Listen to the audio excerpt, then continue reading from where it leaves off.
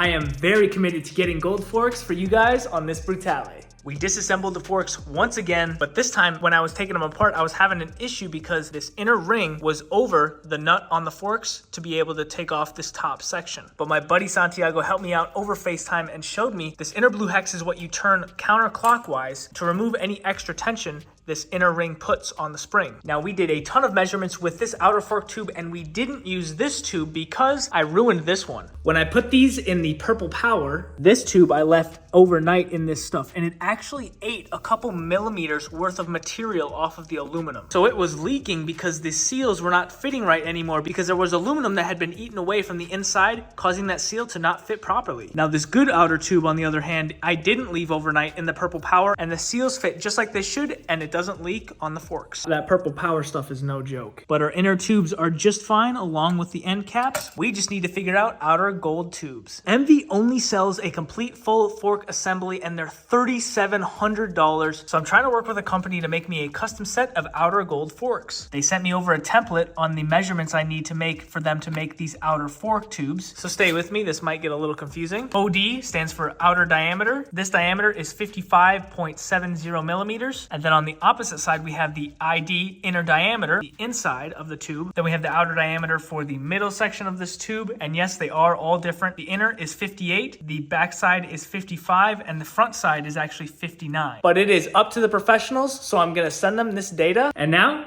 let's move on to some more boxes.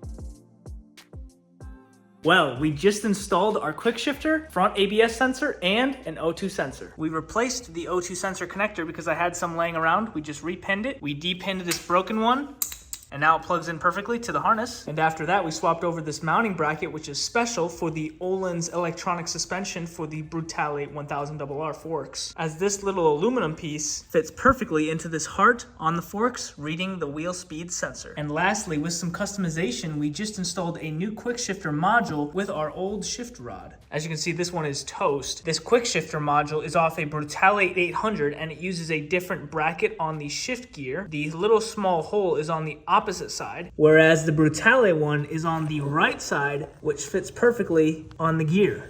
And the shift rod is much larger than the Brutale 1000RR rod. So we sanded this down, painted it, looks fantastic, and now it's installed. These quick shift modules are pretty expensive from MV, but I found one on eBay for pretty cheap. I wanted to open this up and see what's inside of here because there is no resistance on this anymore. I'm curious to see what burnt insides of this thing look like. Okay, we have that. Oh, it's got a bunch of powder. I wonder what that is. But there's your spring, there's a little hook, and there's a ton of powder in here. Some washers. This is what is inside your electronic quick shifter on an MV Agusta. From what I could tell from the part number, most MV Agustas run this quick shifter module. They just all have a different size shift rod. And now onto our brake pressure sensor switch and our electronic suspension harness.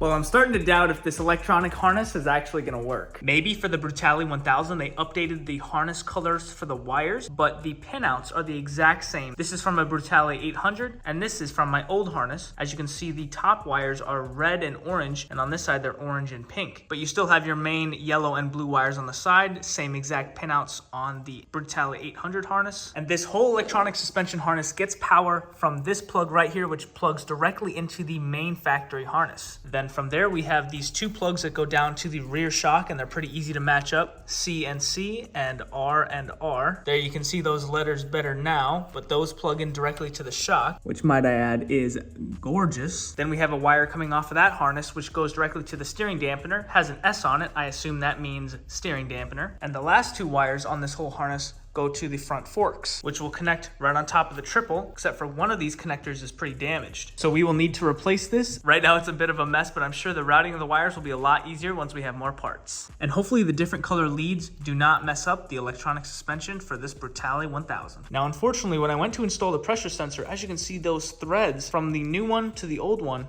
are different. So our new one will not thread into our clutch master cylinder or the rear brake master cylinder. So we are gonna have to order another one. I would have never guessed that was a thing. Like mentioned in the previous video, here are the two Super Clean winners to get some free products from Super Clean directly. Hit me up on Instagram at c.j.media and we'll get that sent out to you right away. Oh yeah, and our brake pressure sensor switch for the rear master cylinder plugs in directly here, which is right where that cylinder mounts. If you guys are aware of any aftermarket rear sets for the Brutale Brutale 1000 RR, definitely let me know because I'm having trouble finding some. These are pretty destroyed, warped, and bent. I apologize for the delay on this bike. Parts are just super hard to get and they take forever. We will 100% be completing this Brutale. But that's gonna be it for tonight, guys. We will catch you in the next one. We've got a new build on the way. See ya.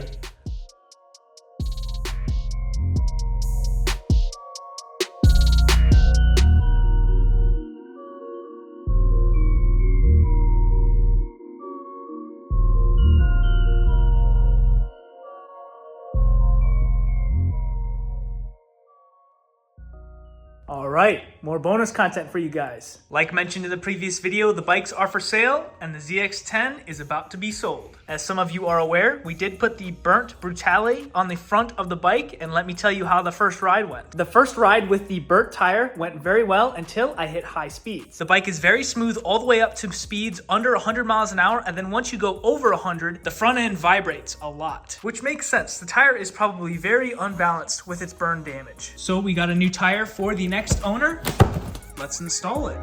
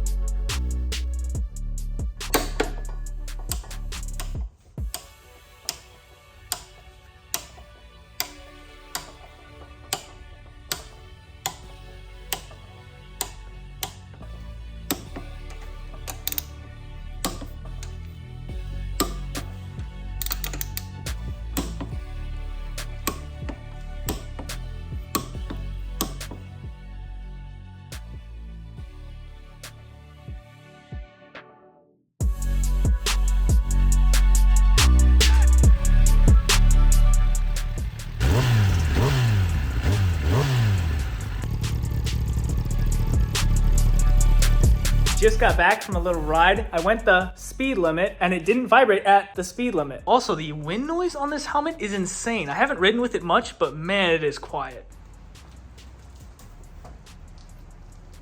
Well, it just started raining, which is all right because we're about to bust out the Super Clean, give it a proper makeover. And the Rabaconda was super easy to use once again to change out that front wheel. I'm seriously super grateful for that Rabaconda stand. All right, let's clean it up.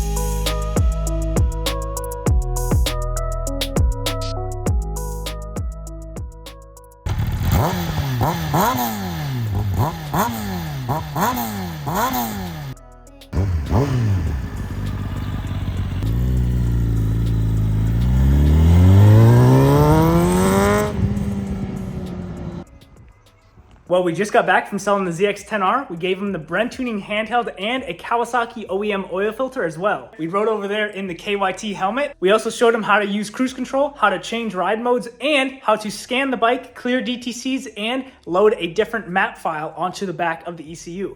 But then this happened. The previous owner had a 3-hour drive home. He made it back and went out a few times later that evening, and then he texted me a video. As you can see from that previous clip, the bike does not crank or start or show a gear on the dash. So the new owner and I spent a couple hours on FaceTime diagnosing issues, going through all the fuses and making sure that it was not a simple fix. Upon some further research, we came to a conclusion that the ECU might just have gone bad on him, which is honestly crazy to think because the bike had just run fine. So I purchased him an ECU and shipped it right to him. He plugged it in, and guess what? The bike works.